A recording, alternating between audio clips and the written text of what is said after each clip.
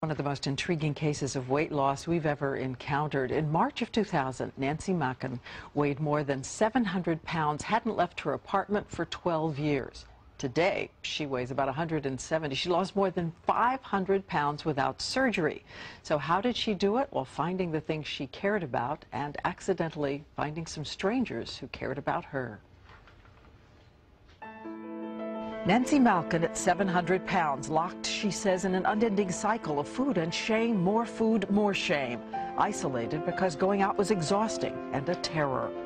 It's so humiliating. You're a sideshow attraction. Why wouldn't you hide? She says she sent her son for groceries. Only her family could see her. Then, after 12 years of weight gain, her sister gave her a computer. She'd always been a political junkie and went on one chat room, then another, only to find strangers responded to her thoughts, not her appearance. And today, 3 years and 530 pounds later. Nancy Malkin as she was, Nancy Malkin as she is. Welcome. Hello. Hello, and come in and sit down. What a story this is. This was the skirt you wore. Yes. Can we stand up? It's a beauty. And it fit. Oh, yeah. Are you going to keep this? Oh, absolutely. At first I was going to make curtains out of it, and then I thought, no, I may have to bronze it now. The skirt, a reminder of her prison. When you weigh 700 pounds, you really don't think something's going to change or, gee, I think I'll buy a treadmill. You've given up hope. You've resigned yourself to what's come. What's going to come, death eventually. The beauty of it, Diane, was that the internet provided anonymity, and people who would have rejected me out of hand based on appearance got to see my insides. She says the weight gain started 20 years ago. And what kind of eating patterns took hold? I called it one cheeseburger at a time. Because, you know, it's so obvious you eat too much. My son would bring me 10 double cheeseburgers, so I'd eat 4, put the rest in the fridge, and then they'd call to me during the night or whatever, and you'd eat them cold. I could go in and overeat cold squash out of the fridge. It doesn't matter, you're stuffing your feelings. That's what people need to know. It's not just being a glutton.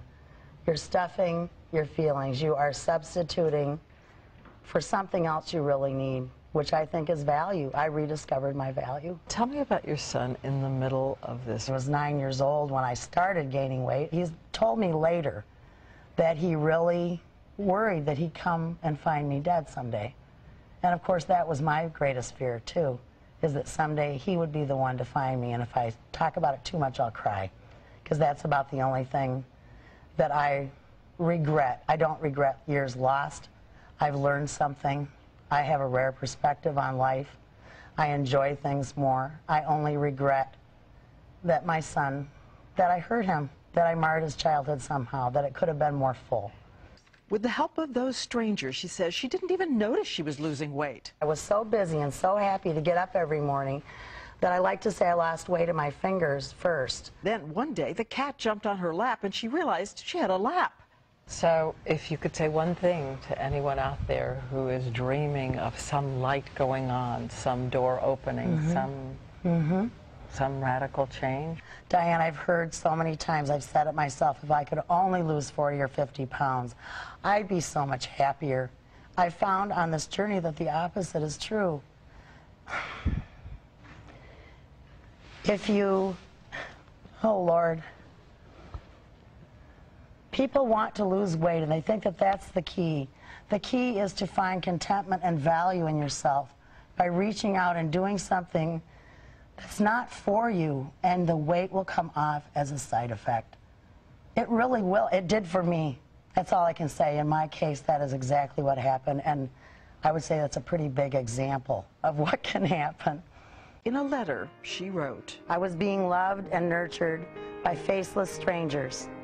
In a world where you are given levels of worth dependent on first impressions, these friends accepted who I was based on my mind and soul. The anonymity of the computer gave me access to a world that would have just as well have left me alone, alone to die, but I did not.